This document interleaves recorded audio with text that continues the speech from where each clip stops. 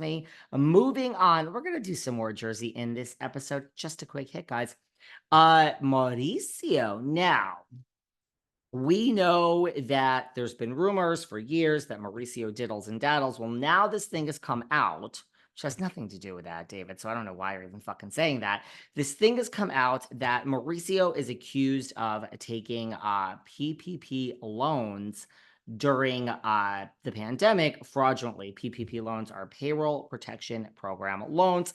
They were designed for businesses that, hey, it's the pandemic. We're not making a lot of money. A lot of businesses were hurt by the pandemic, of course. Other businesses, the Behind the Velvet Rope podcast, were started right before the pandemic and completely thrived.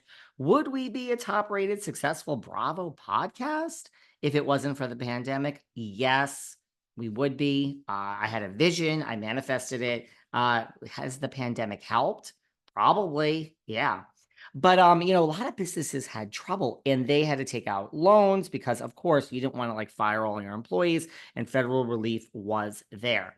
I have to tell you, I know a lot of people during the pandemic that were anybody self-employed, a lot of real estate agents, and this has nothing to do with Mauricio. Just know a lot of real estate agents in New York City. And one day I was talking to one of them and she was like, blah, blah, blah. And she had something about unemployment. And I'm like, what are you talking about? You're a broker. Now, fine, you couldn't go into the apartments and we all knew it was different. It was really hard to show or see an apartment during the pandemic.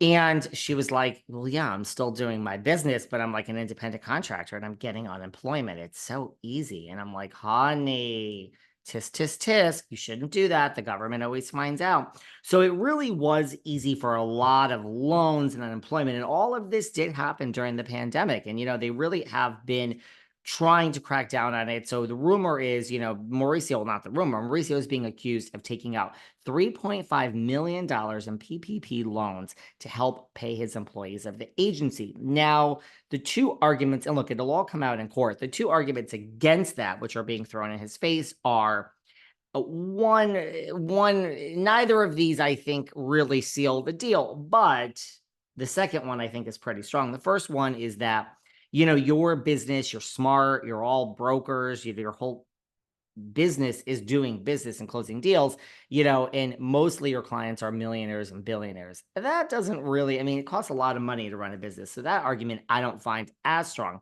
But I find the second argument very, very interesting.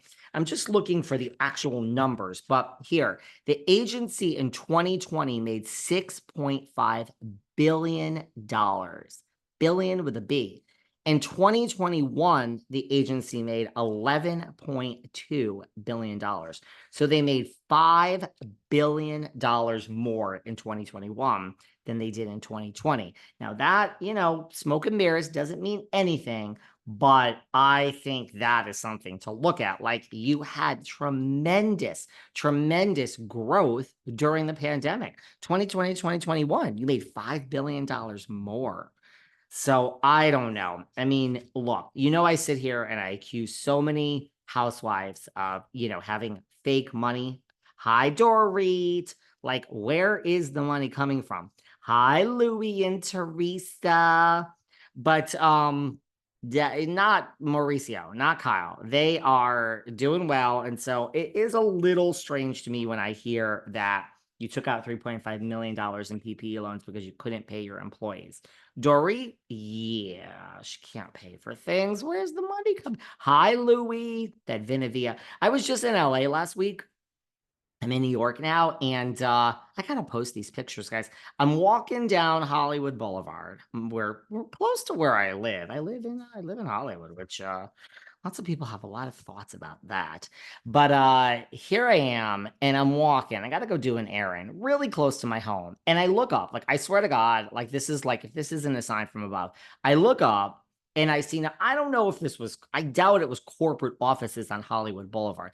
I think maybe this was the space they rented out for that big hoopla where they invited all those influencers. But across the street from where I'm standing, I look up and there is a huge Vinavia, whatever the fuck it's called, storefront. The windows are grayed out. I think one was smashed in. It says for lease. And all the, so I don't know, but it wasn't open, and it looked like a total what's the word? Not even construct. It looks like the whole thing was like looted and shut down. So probably just the storefront that they rented and moved on. But I just am like, is this a sign that I'm like minding my own business 3,000 from Dirty Jers?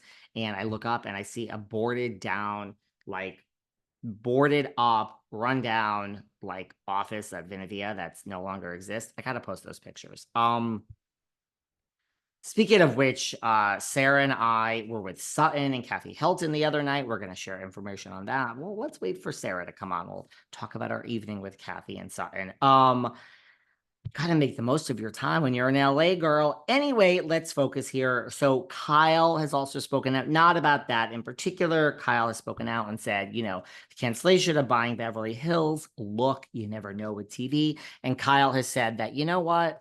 Her daughters never really liked it. It was all about business. And they were on the show because it could lead to more business. And that's why they did it. But they didn't like it. And one day, Alexia cried just over the fact that she had to wear 3 different outfits in one day. Life is tough. Life is tough, guys. But that's good. Good girls. Use the show for what comes after. Being on reality TV is not the job. You take the money and you get your side hustle. Congrats to the Countess and the Countess Cabaret, which is still going strong. Congrats to Bethany Frankel. But lots of other people just fumbled the ball. What do you do when it's over? Melissa, Teresa, what are you guys going to do for the money now? So good for you, Kyle, and Mauricio for raising smart daughters that understand it's not about being on TV, according to Kyle. It's about what you do afterwards in business. And of course, it can help your real estate business if you're on a show. Again, I watch all the real estate shows. Love Selling Sunset the most. If I ever buy another apartment or house or anything in Los Angeles, I will be using Josh Altman or Heather. I think they are the best too. If I had to use someone else, it would be Tracy Tudor. It's a hard pass on the flag for me, but I really think Altman is the best. And of course, in New York, I would never use Frederick. It's all about Ryan. Although I would probably use Steve Gold for a minute because, man, I still think he's one of the hottest guys that was ever on Bravo. Just my opinion.